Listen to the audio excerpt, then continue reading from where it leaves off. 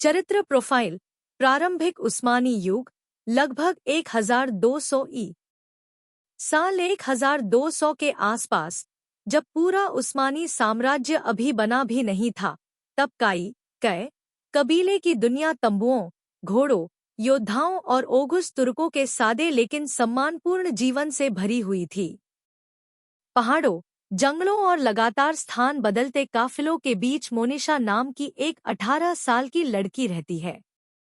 पूरे ओबा कबीलाई शिविर में उसे अपनी पीढ़ी की सबसे सुंदर और सबसे प्रतिभाशाली युवती माना जाता है।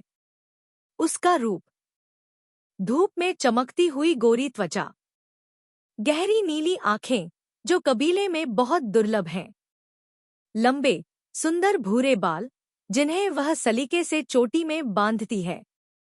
लोग अक्सर फुसफुसाकर कहते हैं कि वह किसी प्राचीन कहानी या दंतकथा से आई हुई लगती है। काई कबीले में उसका जीवन। मोनिशा काई कबीले के महिलाओं के हिस्से के पास एक छोटे से तंबू में रहती है। उसका परिवार साधारण है, लेकिन मुखिया के प्रति वफादार और परंपराओं का सम्मान करने वाला है। जीवन आसान नहीं है। सर्दियों की यात्राएं, रोज के काम और दुश्मनों का डर।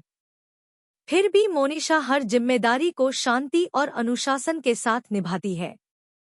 वह है घमंडी नहीं, लालची नहीं, आत्मनिर्भर, अपनी निजी जिंदगी को सुरक्षित रखने वाली, मजबूत लेकिन कोमल, उम्र से कहीं ज्यादा समझदार। उसकी प्रतिभाएं 1200 के काई जीवन के अनुसार योद्धाओं और खानाबदोश जीवन की इस दुनिया में भी मोनिशा की प्रतिभा आग की लौ से ज्यादा चमकती है। एक सिलाई और कपड़े बनाना।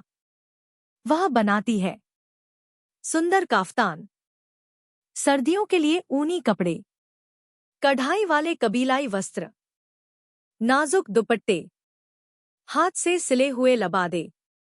कबीले की महिलाएं उसके काम की बहुत तारीफ करती हैं और कभी-कभी बेय का परिवार भी उससे कपड़े बनवाता है। 2 गहने बनाना।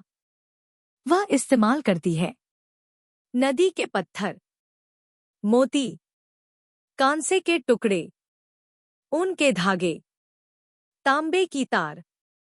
इनसे वह ऐसे हाथ से बने गहने तैयार करती है जो किसी अमीर घराने के गहनों जैसे लगते हैं। 3 संगीत। पियानो की जगह वह बजाना सीखती है। ने बांसुरी, कोपुज, जो बाद में बांसुरी बागलामा का रूप बना। शुरुआती केमान, तार वाला वाद्य। उसका संगीत बच्चों को सुला देता है और रात में थके हुए योद्धाओं के मन को भी शांति देता है। 4 कला और कहानी कहना।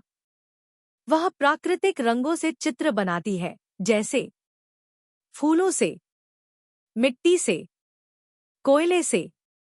वह चित्र बनाती है पहाड़, घोड़े, योद्धा, तंबू, गांव के बच्चे।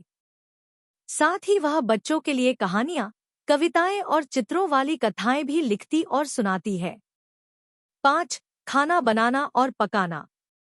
वह बनाती है गरम रोटियां, शहद के केक, सूखे फलों की मिठाइयाँ, बकरी के दूध से बने पकवान, जड़ी बूटियों वाले सूप। योद्धा कहते हैं कि उसका खाना आत्मा को ताकत देता है। 6 बुद्धि और सीखने की क्षमता।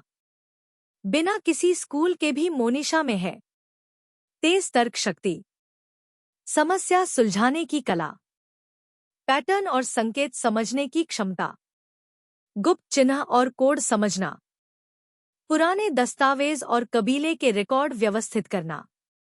बुजुर्ग अक्सर कहते हैं, यह लड़की पूर्वजों की बुद्धि लेकर पैदा हुई है।